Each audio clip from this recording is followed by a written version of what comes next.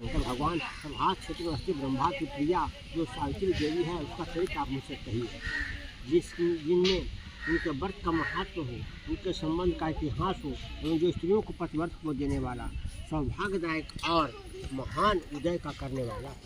तब शंकर भगवान ने कहा, सावित्री स्थल नामक स्थान में राजकन्या सावित्री ने जिस प्रकार से उत्तम व्रत सावित्री व्रत का पालन किया, मध्य देश में एक धर्मात्मा सभी प्राणियों के हित में तत्पर रहने वाला राजधानी राज के रहने वाली प्रजाओं का प्रिय अश्वपति नामक राजा था, जो कि क्षमाशील, संतान रहित, सत्यवादी और इंद्रियों को बस में रखने वाला था। एक समय वह राजा प्रभास क्षेत्र की यात्रा के निमित्त वहां पर आया। अब विधिपूर्वक यात्रा करता हुआ सावित्री स्थल पर पहुंचा। वहां पर उस राजा ने अपनी रानी के साथ इस व्रत को किया, जो सावित्री के नाम से प्रसिद्ध सभी प्रकार की कामनाओं को पूर्ण करने वाला है। भूर्भुवः स्वः, भूलोक भूलोक स्वलोक, इस मंत्र के साथ साथ मूर्ति बनकर स्थित ब्रह्मा की प्रिया सावित्री देवी उस राजा पर प्रसन्न हुई। कमंडल को धारण करने वाली सावित्री देवी दर्शन देने का पुनः अदृश्य हो गई। बहुत दिनों के बाद उसी राजा के यहाँ देवी के समान रूप वाली कन्या के रूप में उत्पन्न हुई। सावित्री की प्रसन्नता से प्राप्त सावित्री की पूजा करने के बाद हुई। अतः राजा ने ब्राह्मणों की आज्ञा से अपनी उस कन्या का नाम भी सावित्री ही रखा। वह राजकन्या सावित्री साक्षात शरीर धारण की हुई लक्ष्मी के समान शोभित होती हुई बड़ी होने लगी। धीरे धीरे सुकुमार अंगों वाली वह यौवनावस्था को प्राप्त हुई, जिसके मध्य भाग सुंदर नितंब भाग विस्तृत थे, जो सुवर्ण प्रतिमा के समान दिखाई पड़ती थी। लोग उसे देख रहे समझते थे यह कोई देव कन्या है। कमल के समान विशाल नेत्रों वाली तेज से अग्नि के समान प्रज्वलित होती हुई वह सावित्री महर्षि भृगु द्वारा कहे हुए सावित्री व्रत को करने लगी, जिसके प्रारंभ में सुंदर वर्ण वाले उसे उपवास करके सिर से स्नान की हुई सावित्री देवता की प्रतिमा के पास जाकर अग्नि में हवन करके ब्राह्मणों से स्वस्ति वाचन कराया। उन ब्राह्मणों ने से अवशिष्ट पुष्पांजलि ग्रहण करके शक्तियों से घिरी हुई लक्ष्मी देवी सुंदर स्वरूप से सुशोभित हुई 12 रों वह राजकन्या समीप में जाकर पिता के चरणों में प्रणाम कर प्रथम प्राप्त पुष्पांजलि को निवेदन कर हाथ धोकर राजा के पास उपस्थित हुई। उसे युवावस्था को प्राप्त देखकर राजा के विषय में मंत्रियों से सलाह लेकर राजकन्या से कहने लगी,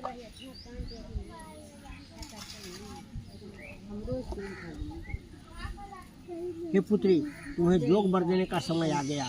मुझसे कोई तुम्हें मांगने भी नहीं आता और मैं भी विचार करें पर तुम्हारे अनुरूप वर को नहीं पा रहा हूँ।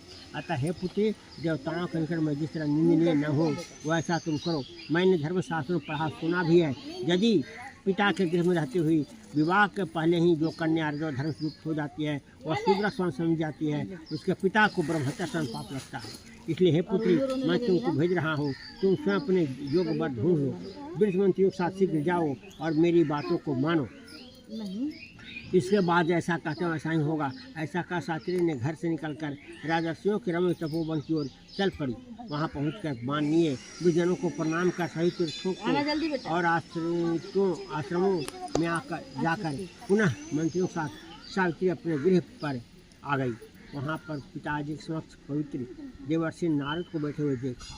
आसन में बैठे हुए नारद को प्रणाम कर मुस्कुराते हुए जिस कार्य के लिए वन में गई थी सारी कथा उसने कहने लगी। सावित्री बोली, हे देवर्षि नारद, सालों देश में धर्मात्मा दुमत्सेन नाम से प्रख्यात एक क्षत्रिय राजा है, जो देव वश से अंधे हो गए हैं। उस समय उनका एक छोटा सा बालक और उनकी माँ थी।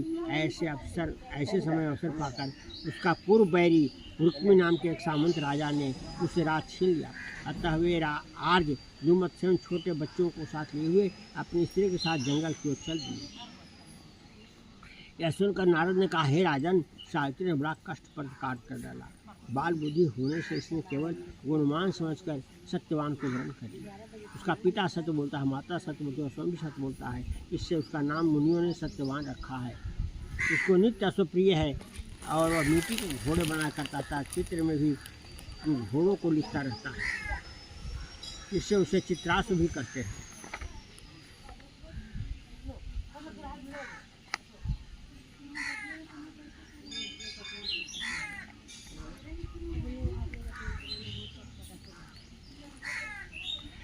सत्यवान दान और गुण में रतिदेव के शिष्य कौन है?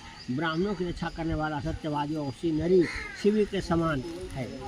विदाते उदार चंद्रमा समान देखने प्रिय लगने वाला, रूप में दूसरा सुनील कुमार समान और दुमत सेन समान बलवान है। किंतु उसमें यही एक दोष है, दूसरा कोई नहीं, कि सत्यवान आज से ठीक 1 वर्ष पर क्षीण आयु होने से देह त्याग कर देगा।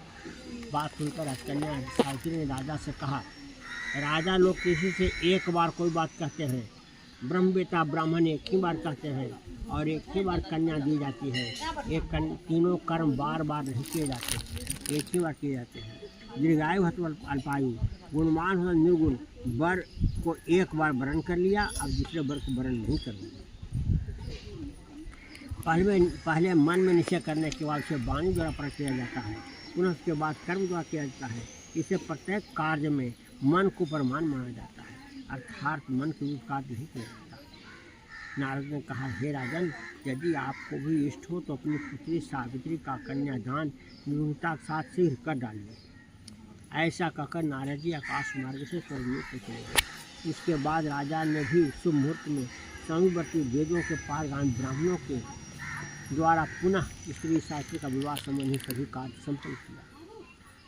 पुनः पारदर्शी से कहते हैं, खेद पारदर्शी इस प्रकार उस आश्रम उस समय रहते हुए सावित्री और सत्यवान को कुछ समय व्यतीत हुआ। उस समय केवल एक भार्या सावित्री ऐसी थी जिसे चित्त में रात दिन नारद की कही हुई मरण तिथि को याद बनी रहती थी।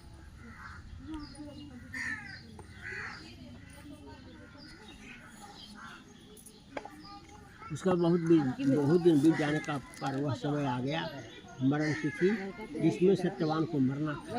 अतः सावित्री नारद जी कही हुई मरण तिथि हृदय में गिनती हुई ज्येष्ठ मास के शुक्ल पक्ष द्वादशी तिथि को सायंकाल में आज के चौथे दिन मेरे पति मर जाएंगे, यह सोचकर 3 रात्रि तक निराहार व्रत रखने का उद्देश्य रखकर रात दिन आश्रम में स्थित रूप से रहने लगी। इसके बाद 3 रात्रि बीत जाने पर प्रातःकाल मरण तिथि के दिन स्नान कर देवताओं का तर्पण करने के बाद चारों हाथ से सावित्री ने सास ससुर का पांव बंधन किया।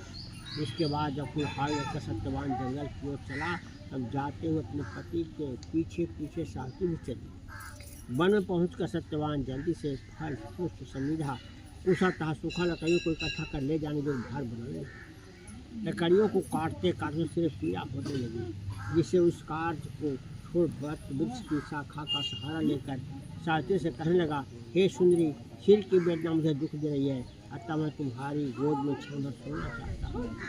सावित्री ने दुखित होकर कहा, हे महाबाहु, आप विश्राम करें, पीछे हम श्रम को दूर करने वाले आश्रम को चलेंगे। जैसे ही पृथ्वी बैठी हुई सावित्री ने सत्यवान के सिर को अपनी गोद में रखा, वैसे ही उसके कृष्ण मिश्रित पिंगल वर्ण वाले कीर्तिहारी पीत वस्त्र पहने हुए साक्षात पुरुष विद्युत किए हुए पुरुष को देखा। उसे देखकर सावित्री प्रणाम कर मधु वचनों से उससे कहने लगी, आप देवता अथवा दैत्य में से कौन है जो मुझे धर्मच्युत करने के लिए आए हैं? मुझे अपने धर्मच्युत करने के लिए कोई समर्थ नहीं, क्योंकि हे पुरुष श्रेष्ठ, मुझे धधकती आग के लपट समाही समझिए। यमराज ने कहा, मैं सब प्राणियों के लिए भयंकर कर्मानुसार उचित दंड देने वाला यम हूँ। तो हे पतिव्रता सावित्री, समीप पड़े हुए तुम्हारे पति की आयु समाप्त हो गई, इसे जमदूत पकड़ कर नहीं आ सकेंगे, इसलिए मैं स्वयं आया हूँ। ऐसा कहकर फांस ली हुई जमदूत ने सत्यवती के शरीर से अंगुष्ठ मात्र शरीर वाले जीव आत्मा को बलपूर्वक निकाल लिया। इसके बाद पितृगण से सेवित जमपुरी के मार्ग की ओर चलना शुरू किया, तो 12 साल के पीछे पीछे जम चलने लगी।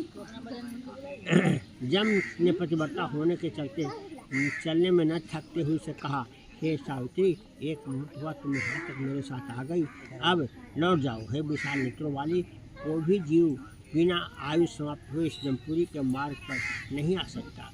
सावित्री ने कहा, आप जैसे विशिष्ट पुरुषों के साथ पति का अनुगमन करते हुए कभी भी शर्म या ग्लानि नहीं हो सकती। सज्जनों का गति एकमात्र सज्जन ही है, दूसरा नहीं। इस प्रकार स्त्रियों की गति उसका पति, वर्णाश्रमों की गति वेद, शिष्यों की गति गुरु होता है। इस पृथ्वी पर सब प्राणियों के लिए स्थान है, किंतु स्त्रियों के लिए तो एकमात्र पति छोड़कर दूसरा कोई आश्रय नहीं।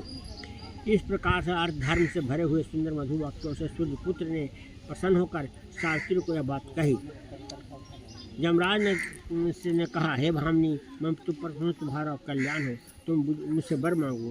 सावित्री ने विनय से सिर झुकाकर कहा, अपने लिए राज पाने का वर, अपने महात्मा ससुर के लिए देखने की शक्ति पाने का, साथ साथ पुनः राज प्राप्ति का, अपने पिता के लिए 100 पुत्रों की तथा अपने लिए भी 100 पुत्रों की प्राप्ति के लिए वर मांगा, तथा पति के लिए पुनर्जीवन दान, निरंतर धर्म सिद्धि प्राप्त करने का वरदान मांगा। इस प्रकार वर मांगने पर धर्मराज यमराज से भी उसे अभीष्ट वर प्रदान कर वापस किया। इसके बाद सावित्री पति की जीवन दान प्राप्त कर प्रसन्नचित होती हुई अपने पति के साथ शांति से अपने आश्रम को चली गई। सावित्री ने ज्येष्ठ की पूर्णिमा के दिन इस प्रसाद से वर्तन किया था। इसे प्रभाव से राजा को पुनः नित्य प्राप्त हुई। उसके बाद उन्हें निष्कंटक अपने देश तथा राज की प्राप्ति हुई। सावित्री के पिता के 100 पुत्र, सावित्री को 100 पुत्र प्राप्त हुई। बोलो भगवान की जय।